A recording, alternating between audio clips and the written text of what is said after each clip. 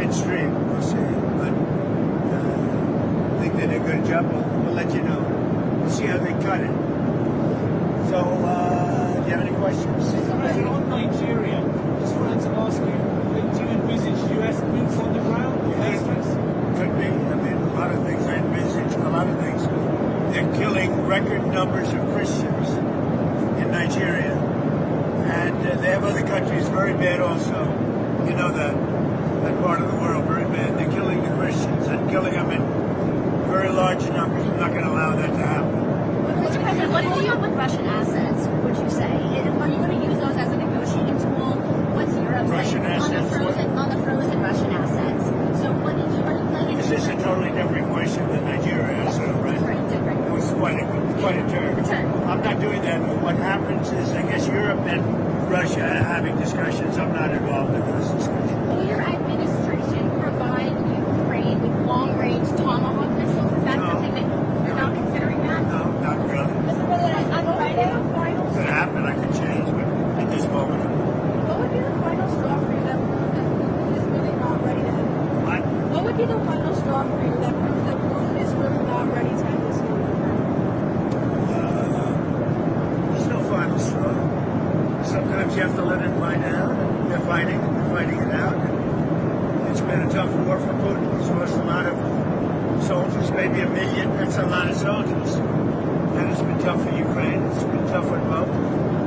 Sometimes you have to let it, just get bought out. We have settled 8 wars. I thought that one would be easier than some of the ones we settled. And by the way, we got 3 hostages back. The hostages were so sad. We're talking about dead bodies,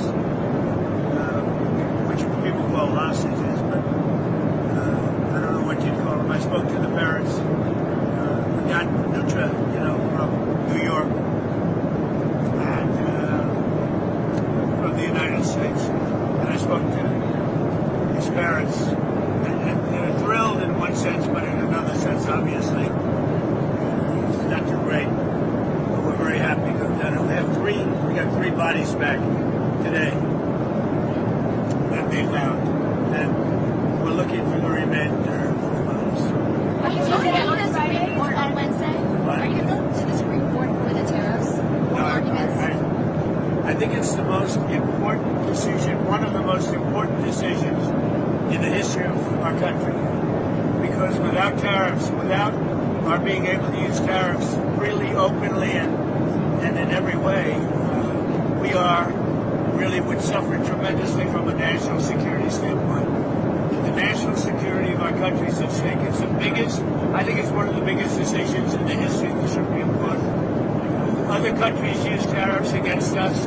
If we weren't able to openly and freely use tariffs against them, I'll give you an example. China, that was going to be a disaster for the world, and I was able to settle it very quickly, very easily, because I was able to use tariffs. It's total national security. And economic health is also part of national security, by the way. But without tariffs, our country would be in great jeopardy. So will you attend the oral arguments after? No, I don't think so, because I don't want to call a lot of attention to me. It's not about me, it's about our country. I'll be going to Miami. I'm going to make a speech in front of a large group of people in Miami, and said I wanted to go so badly. I just don't want to do anything to deflect the importance of that decision. If we don't have tariffs, we don't have national security. And the rest of the world would laugh at us, because they've used tariffs against us for years and took advantage of us. And you see what's happened. We've become wealthy. Our stock market hit a record high on Friday. A record high. It's hit 48 record highs during my term. And a large part of that's because of tariffs and our good trade deals. Without that, you couldn't make a good trade deal. And we were subject to being abused by a lot of other countries. Years, not anymore. Tariffs have brought us tremendous national security. Venezuela. Is there a deadline for Venezuela to act against these alleged drug gangs before they face? I never set deadlines. I do what I do, but I don't set whether it's Venezuela or anything else. I don't set deadlines. You said that it's not true that you've made a decision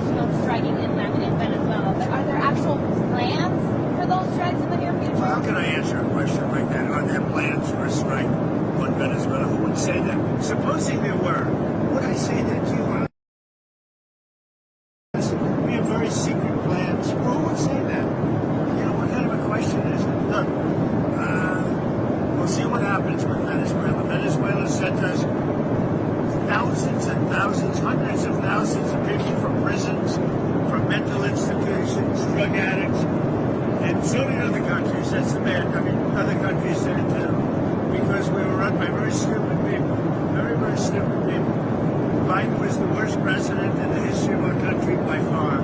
We had open borders, and many countries, the Congo, many countries, they sent their prisoners. They sent prisoners. They sent drug dealers. They sent drug addicts. They sent anybody that they didn't want. They sent them through our country.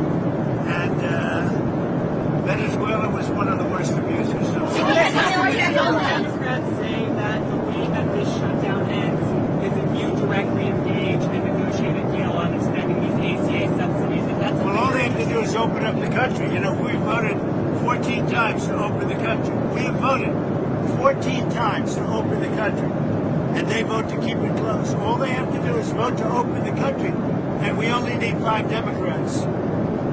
We have a lot of Democrats. We only need 5.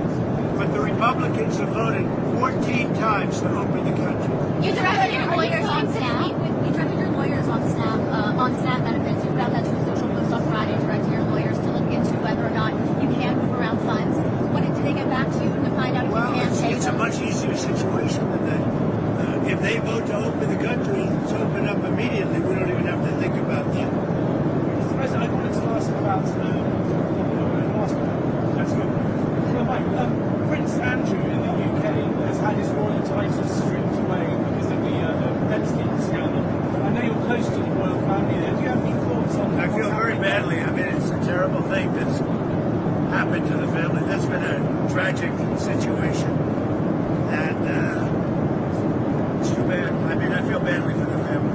Mr. President, are you still planning to meet with Jensen Huang? Have you spoken with him after your Jensen Huang of NVIDIA, the CEO of NVIDIA? Yeah, I've spoken to him. What about it? So are you planning to meet with him? You said when you were... Look, he's one of the great geniuses of our time. His chips are 10 years ahead of anybody else's. And, you know, I meet with him all the time. It's a great American company. It's now the biggest company in the world. So what would you like to know? So what did they NVIDIA is really just a brilliant company. The chips are 10 years. The new Blackwell that just came out, it's 10 years ahead of every other chip. But there's nothing to meet with other than say, congratulations.